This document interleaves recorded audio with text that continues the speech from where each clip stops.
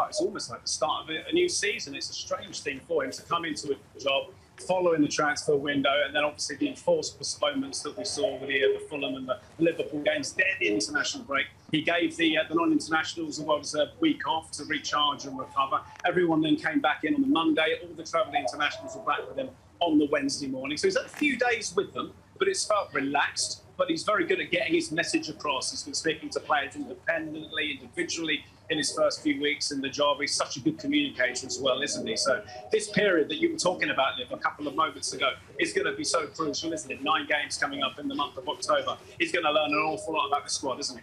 Yeah, he is. And Lee, we were talking in the studio about Chelsea's brilliant record against Crystal Palace. It's 10 games in a row, I think including 1 FA Cup game in there, but 9 Premier League games we've beaten Palace in a row. Is that a good or a bad thing? I don't know. Stop jinxing it. No, very good point. You know what? We've spoken so much on here, haven't we? We've given predictions and we've looked ahead and we've learned not to do that. You know, Palace are always going to be a tough side, and this is a fantastic place to come. The atmosphere is unforgiving, isn't it? So it's going to be all about focus, and you hope for a sharp start. You hope for a good, strong start, and then who knows? But no, things are feeling very positive. It's a strong team, and you look at that bench as well. There are so many attacking options on that bench. If Graham Potter needs to make changes throughout this game. Lee, thank you so much. It was great speaking to you. Enjoy the game. That was, of course, Lee Parker there at Selhurst Park for us. And now it's time to welcome Elizabeth Helenek, who will be joining us in a second. She's not quite here just yet, but she will be joining us for the duration of the show today. But Zach, you were nodding along when Lee was talking about the squad that Graham Potter has and the options off the bench. You look at, you've got Christian Pulisic, you've got Ruben Loftus-Cheek, you've got Hakim Ziyech, you've got Armando Broja. There's a lot of options there. So if something isn't going necessarily quite right, he's got options off the bench to change it. 100%. I mean, the depth and quality that's something you will find when you go to a higher club like Chelsea. The quality on the bench are players who would be starting for other teams, and that's something that he'll have options to do, especially now with the more subs that you can bring on as well. It gives you different ways to kind of go about things, and if you are behind in a game or whatever the scenario may be, you've got so many options. And yeah, for Potter, I think that'll be a really, really interesting kind of way, and something he'll deal with now. And it's also be about mixing it. It'd be interesting to see whether he's a manager who likes players on certain games or whether he's a guy that kind of prefers just having a set squad and then changing things in game. So yeah, it'll be really, really interesting. But everyone out there is going to be fighting for their place today. Like, everyone out there needs to have good performances, and then if you're one of the guys coming on and you play well, then you might be starting in the game next week. Absolutely. Right, it is time now to welcome Elizabeth Helenek onto the show, who will be joining us for the duration of the show. Elizabeth, thank you so much for coming on to Matchday Live and spending it with us today. We're going to start with what an exciting time it is. There's been so much change over the past 3 weeks since Chelsea have been in action. But what's the one thing you're most excited about, Elizabeth? I'm really excited just to see Chelsea back in action in the Premier League. It feels like it's been forever, but I think for me the thing that I'm most excited about is just seeing how this team lines up under Graham Potter and the players that he chooses. And if we're going to see, it looks like we might have a change of formation here, and just how he's going to approach the managing Chelsea and the games as well. I'm excited to see who shines under him. I think there's a lot of players who we look at immediately and go, they could definitely shine under Graham Potter. It's definitely such an exciting time. Leonie, what are you most excited about? It's been new ownership, new manager, there's a few new players. It's just everything now. It's so exciting. But what's the one thing you're most excited about? I mean, what's there not to be excited about? As you can all tell, I'm a very optimistic Chelsea fan, always have been. I think to see sort of the long term for Graham Potter, I'm excited to see what he does in the short term, but also how that then impacts the long term. And I think we've said before, we've got a fantastic squad of players. How is he now going to use that? How's he going to bring the best out of players? And I think we saw in the Salzburg game, Mason Mount in particular stepped up in that game. And I think Graham Potter is the man to start bringing the best out of these kind of players. Yeah, absolutely. And you mentioned long-term there, Leonie, because this is a tweet talking about a similarity sort of with what Bowley's done with the LA Dodgers and what he could potentially do at Chelsea. We should be excited and patient, is what Saint has said. Elizabeth, I think they've had a manager and a general manager, so 2 people sort of in their positions for 8 years. So do you think Graham Potter is finally the man that Chelsea have for long term? We've never had this before, really. Yeah, but something completely new. And I think looking, at the LA Dodgers example, it seems that Todd Boehly really wants to bring somebody in who's going to be a long-term fit to grow with the club and fit in the culture and have long-term success at Chelsea. And so I'm personally very excited to see that the Dodgers, I don't follow baseball so much. My family is very into it, but they're currently top of their division. They won the World Series in 2020 as well. So they are very, very competitive in Major League Baseball in the US as well. Absolutely. It is a very, very exciting time, I think. And we are going to talk about Graham Potter, of course, our new coach, in a second. But first, let's meet his new coaching staff. So this is Ben Roberts. Ben, thank you to the guys. We're walking here. Bruno Saltor. Hello. Good. Björn Hamberg from Sweden. All righty. Billy Reid from Scotland. Yep. And Carl McCauley from Scotland. Yep. Well. Yeah, I met Björn pretty much the first day I arrived in Sweden. We've obviously worked together since, got to know each other very well. He's a combination of a good person and a capable person, so really important member of the squad. And Billy as well gave a lot of experience, really good with people, building connections with people in the club, and someone that the players really enjoy working with. So yeah, 2 really important guys, and fantastic that they're here with us. Bruno's had a fantastic playing career, was a legend pretty much at Brighton. So captain, huge personality, really impressive guy. Was on the start of his coaching journey, but you could tell immediately that he had a great manner, a great intelligence, humility, respect for people. Is a top person. So quickly fitted in really well with our team, and same with Ben. Just really looking forward to working with the goalkeepers here. He's again really enthusiastic about what he does. Fantastic person. And really enthusiastic to help and to improve the guys.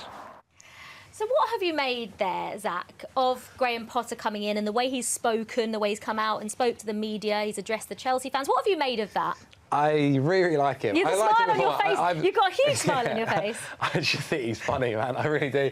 Yeah, no, I really like him. I've been a big fan of him for a long time. I really like the journey he's been on. He's not necessarily gone through the traditional way of how people become managers, where obviously they've been involved in the game and they kind of go into it straight away with the football club. Like he went to a university. Like his degrees that his studying is really, really impressive. Like I like the way he looks at the mental side of the game as well.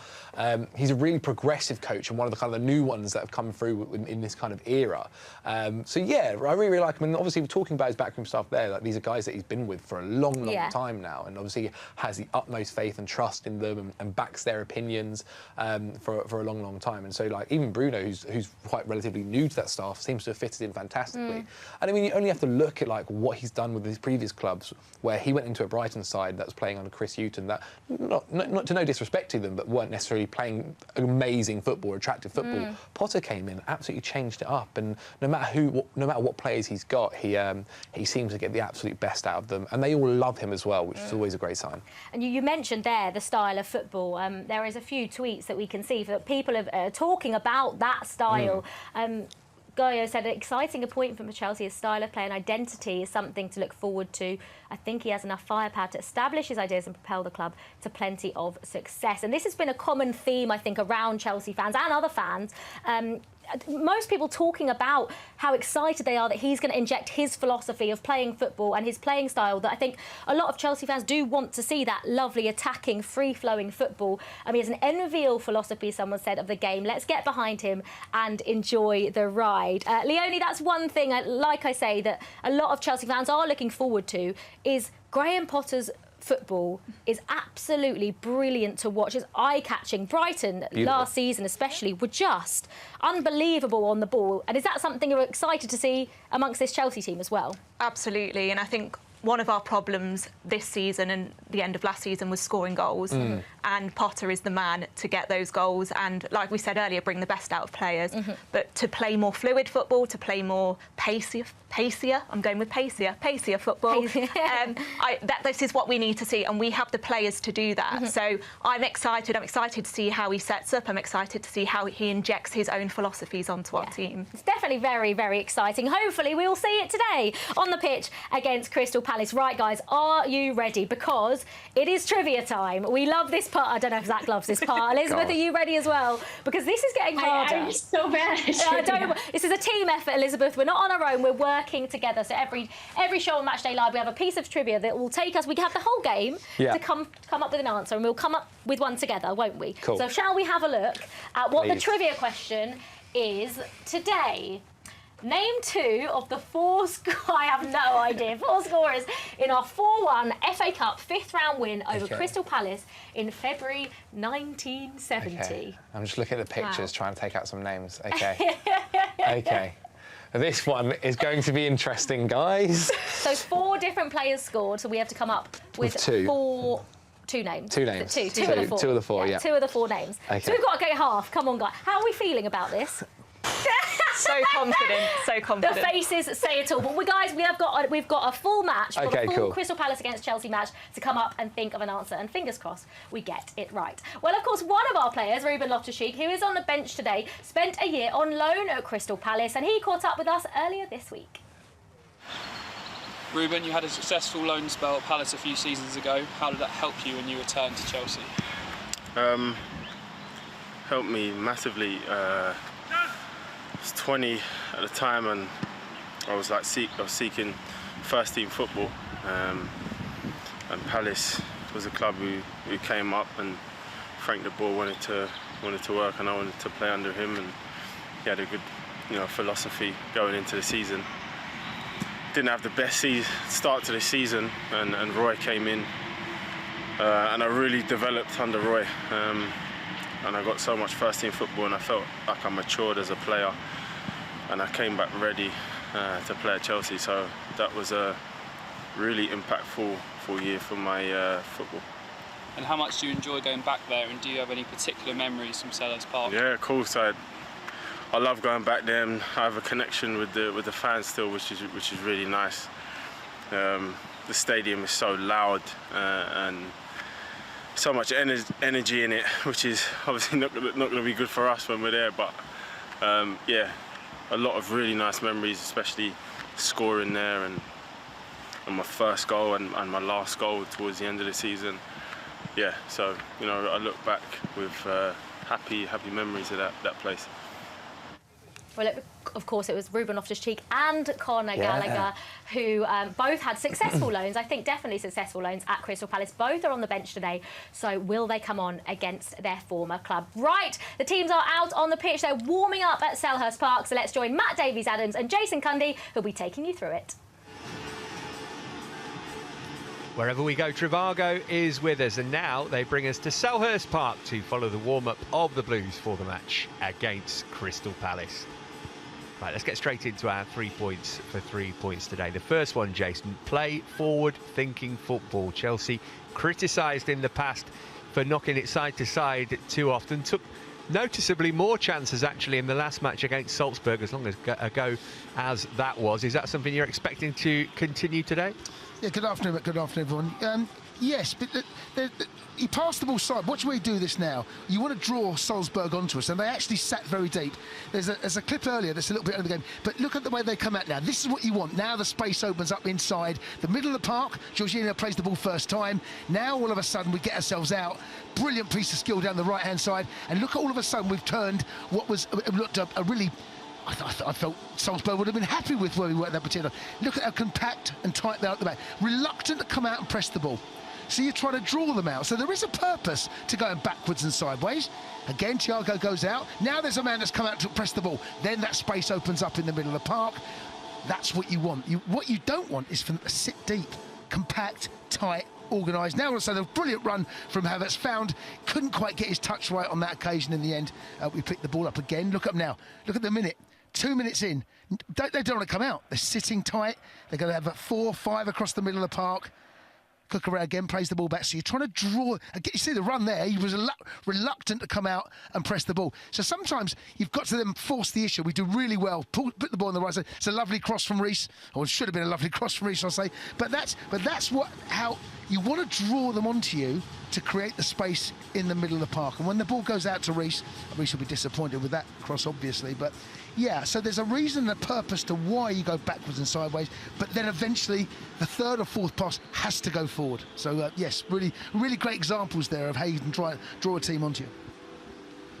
Well, point 2 is to get Raheem Sterling on the ball. Now, he has had a magnificent start to his Chelsea career. He's got 4 goals already. He's got a decent record against Palace too, 7 in 16 all told against them. But he looks like the player who's most likely to score a goal for Chelsea at the moment. Obviously, he missed a decent chance for England in midweek, but you want to get him in the areas where he can do what he's done so far this season. Absolutely. I think he's settled into life at Stamford Bridge very, very well, actually. And over the course of the last 2 games, even that didn't go very well for England, I actually thought he played very well. He's got bags of pace. He loves a trick as well. He can cut back onto that right foot. It's a lovely cross with his left foot. And he's a player that in those areas maybe could pull the trigger a little bit earlier. You know, there's that cutback I was talking about. He's really got that in the locker. And he's got a range of passing. Nice little slide pass into the middle of the park there. Aubameyang, good first touch, good defending on the end. And he took his goal ever so well, did nice first touch, just slides it out of his feet. In the end, he just curls the ball beyond the goalkeeper. A little bit disappointed maybe, but it's a lovely first touch. And yes, we've got to utilise that. He scares the life out of defenders because of that pace, and he's got. I saw a lot of him in his early days under Brendan at Liverpool, and he's polished up his act under Pep. His left foot was pretty poor. His crossing, I felt, was when he left Liverpool, needed a lot of work on, and he's now really fine-tuned all of those little things. Maybe he's in the 100 club, by the way, which lets them into that. Maybe could take 1 or 2 more. He gets in such good areas. An example that we saw against England, 2 1v1s, could perhaps do a bit better. But I think he's been excellent. I'm a massive fan of Sterling. Our third and final point of the 3 for 3 points is to continue the improved pace and intensity in the final third. Now, Pierre-Emerick Aubameyang's obviously not going to offer you too much pace at 33, but Havertz deceptively quick, Sterling too. But I guess it's about getting James and Chilwell forward as much as possible as well to help in that endeavour. And we just spoke about Raheem as well. You know, we are a side that has pace. It's about playing things early, Matt. That's this is brilliant now. But roll the ball out. Now all of a sudden, look where we've got Salzburg on the back foot. Pass could have been perhaps in front of Raheem, but it's a good first time pass again. In the end, the ball comes across, and on another day maybe it falls to a Chelsea player. But we have got pace in the side, but everything has to be done early and quick, because you can, if you have too many touches on the ball and the ball becomes stagnant, then all of a sudden that momentum, that chance has gone. All it takes is just for one pass that's under-hit. The weight of the pass is either over-hit, you don't particularly find the feet you're looking for, and it can change. But we have pace. And you say Aubameyang, there's still life in those legs. I know you know that, but he's not slow. But yes, there is pace. And look at the team that we lined up today. Fascinating to see what shape we are. There's a lot of speculation about whether it's a 3 or a 4, but we have pace out in wide areas as well. I was going to ask you about the composition of the front 3, actually, because you kind of think Havertz goes in the middle because he's the big lad who can hold the ball up a little bit better, but is actually Aubameyang going to be better in there, or does he do his best work sometimes coming in off the flank? Yeah, I mean, that's where he was at Arsenal, wasn't he? He was out on that left-hand side, and, that Thierry Henry role, if you like. I see him more... we might be playing a 2 up top today. Again, speculation is rife about what system we're actually going to settle for. And Havertz has shown and proven that he can do that job. Havertz is not a number 9. He's more of somewhere between a 10 and a 9, or in that area where he can get on the half-term. He's done ever so well against England midweek, and there have been flashes this season. That relationship, if it is a 2, has got to build. But I think the pair of them up top, there's height. That's the one thing you look at. He's good in the air, Havertz. I'm not saying we've got to go long, but if the ball does go out in those wide areas, don't be afraid to put it in. Get that ball in. Can you get the ball in early? Because Aubameyang's a big lad, Havertz is a big lad, and of course if you get enough knockdowns, that ball may spill to a Chelsea foot. Now, we haven't had a game for a while, so why don't we just chuck in a bonus 4th point for 3 points here and talk about Chelsea's press. We've got a clip to go with this. It's the buzzword in football, isn't it, for the last couple of seasons about how you do your press. Do you think that that's something that a Graham Potter will do with a bit more intensity, Graham Potter team? Yeah, and we spoke about the pace we got and the energy we got in the team. Well, why not? And but whenever you press, you've got to do it as a collective. You've got to do it as a unit. Sterling, there's trigger points, and you work this on training. So there'll be a catalyst. So once Aubameyang goes, if that's the man, so watch Sterling here. Watch. He's now in a position. Now he goes, and he's dragging people with him in behind. Now the cavalry arrive, and we win the ball. And in the end, it comes to a chance here for I think that's Mace, isn't it? That can't quite cut back on his right foot. But there are trigger points, and you've got to go if you don't go as a unit, you get played around. So this is something that's on the training ground, and once one goes, you've then got to go. And it's not just the front three. The midfield then have to pile in, have to push it. And this is where the likes of Thiago Silva, he will be forcing midfield players on as a centre half. He sees the whole picture. So he will then be pushing players in. Cover might be that one day. Jorginho, can you go and squeeze? Go another 5-10 yards. And once you do that, you condense the space that Palace want to try and play. And you look at the players they've got, Elise, Eze, Zaha. These are ball-playing players. They want the ball, they want space, and they want time. If you can condense that, make it higher. They're very good in tight areas, but try and condense the space they want to work in. Do you think Graham Potter will have been... simplifying is probably not the word I'm looking for, but just trying to make sure that it's key bullet points rather than everything about their philosophy and every aspect of the way he wants Chelsea to play? Because you can say, well, they've had 2 weeks without any game, but hardly anybody's been at Cobham during that time. They've had 1, maybe 2 training sessions, so you need to make sure you're imparting the pertinent information, I guess. Yes, and obviously the sad passing of the Queen gave him a little bit longer. There was the first game, of course, was the Champions League. Then everyone's gone away on international duty, so he's in the same boat as everyone else. So I think you're right. I don't think you want to overcomplicate things. He would have loved to have a bit more time, I'm sure, between now and when the international break finished and going into this game. But these players, you're dealing with some experienced players here. Players that I mentioned about the 100 Club, Aubameyang, internationally experienced Thiago Silva. It shouldn't really be that difficult to get your philosophy across. Potter has shown at Brighton what a capable manager he is, but of course it's still very early stages. So I think you're right, Matt. I think it is just key bullet points, keep things simple, but make sure that everyone's working in tandem.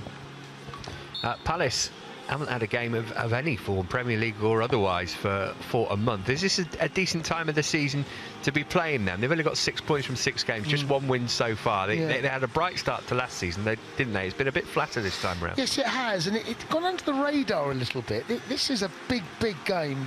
I think it's a big weekend, actually. We've just seen Arsenal turn Spurs over and extend their lead at the top. There's a Manchester derby tomorrow. This is a derby, a London derby, and there's a lot of games. I mean, you look at Newcastle away to Fulham. That's another big. There's a lot of these type of games, and I put Palace in that category because if they were to lose today, and let's fingers crossed that's the case, there will be people looking and asking questions. Clearly, Conor Gallagher's a miss from that. There's no doubt the way that he was excellent last year, the energy. Okay, they would have been prepared for that, I'm sure. But this is I think you're right. A month off. Yes, you'd have had time with some of the players. Some of them have been away on international duty, but you do feel this is a good time to play Palace right now. All right, final question then. How's this going to go down? We know that Chelsea have got a brilliant record against Crystal Palace. They've won the last 10 games against them, but Graham Potter never managed to beat them whilst he was in charge of Brighton. Just give us a quick score prediction. I'm going to go for a Chelsea win, 2-1. I think it'll be tight. I'm going to go for a Chelsea 2-1 victory. All right, we'll take that. OK, let's hear from Graham Potter then. This was what he had to say in the build-up to today's game.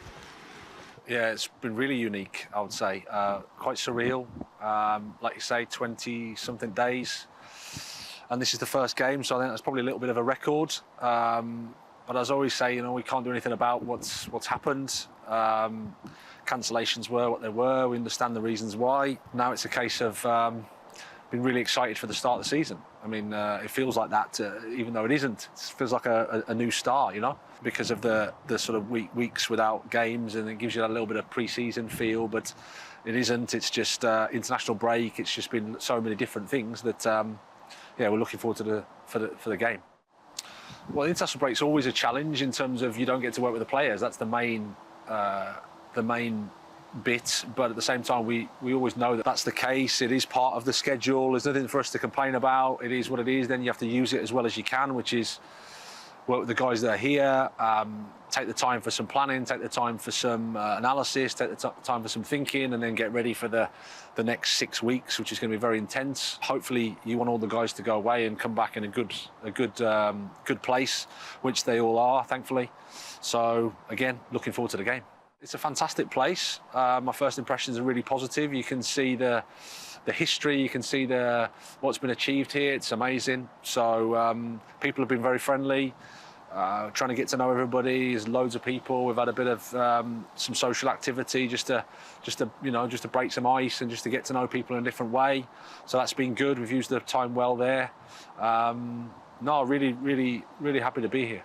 No, in order for us to get to know people, in order for us to understand people a little bit better, we went local go-karting, had a bit of a staff meeting, and then went go-karting. So that was nice, as you can see the competitive ones and the ones that can't drive and the ones that can, especially when it started to rain and it got a little bit wet.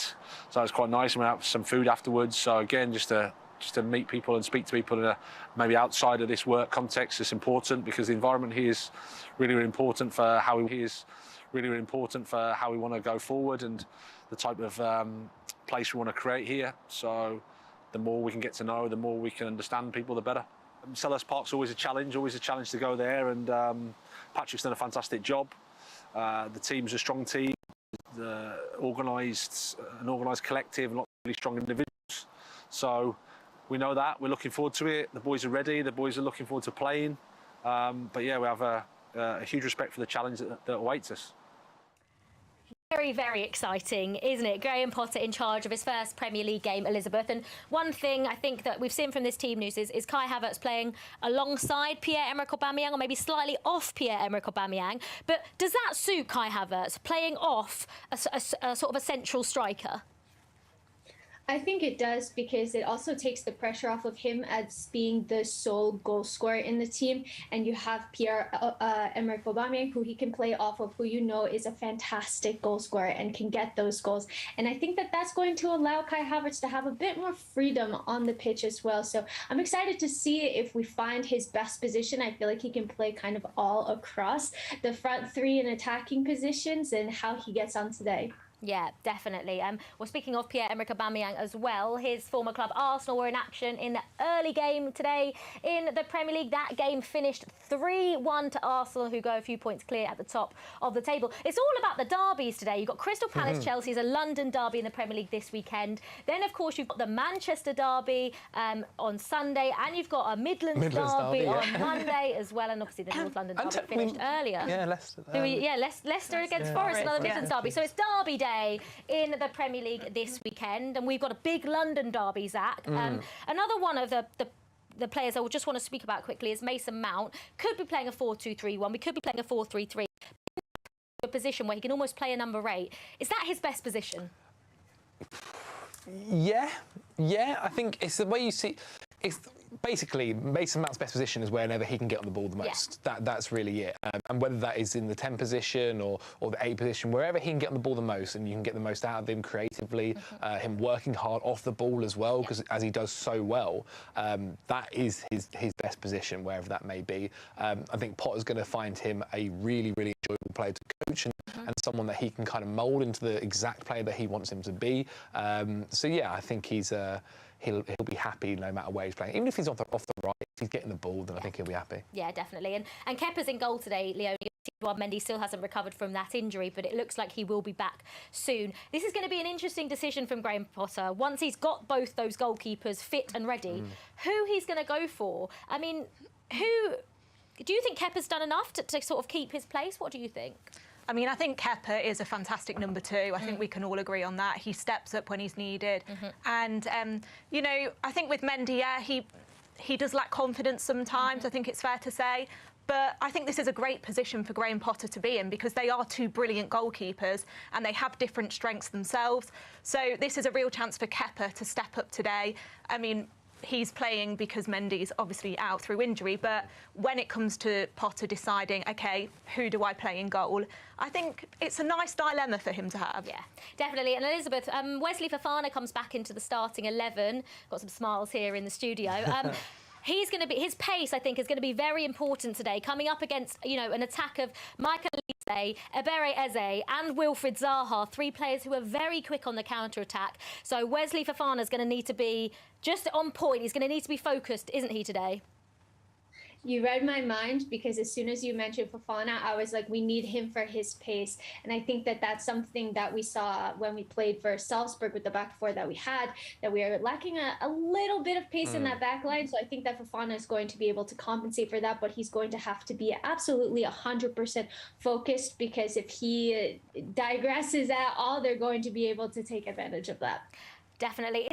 We don't underestimate Palace, because like we say, regardless of that run of wins in a row, they can be very, very dangerous at times. And they've got those three players that I've just mentioned can be so dangerous and can hurt any team. Yeah, I mean, this is a Palace side who last season made strides under Vieira and are playing. Roy Hodgson, whose team was old, kind of a bit more defensive football, to then go to Vieira, who kind of got a very, very fresh team, very young, all kind of learning on the job at times, and also wanting to play progressive football.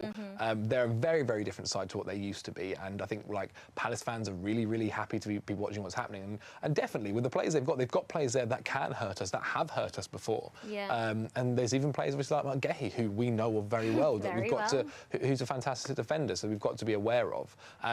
But yeah, as long as you go into it with respect, which I'm sure Graham Potter has, obviously he would have played them as well, being Brighton manager, then it should be okay. Yeah, definitely. Right, guys, we've only got a kick-off is very, very quick, five or so minutes away. So can I get a score prediction? Leonie, we're going for a Chelsea win today, aren't we? We absolutely are. And I think we get an early goal. Yeah.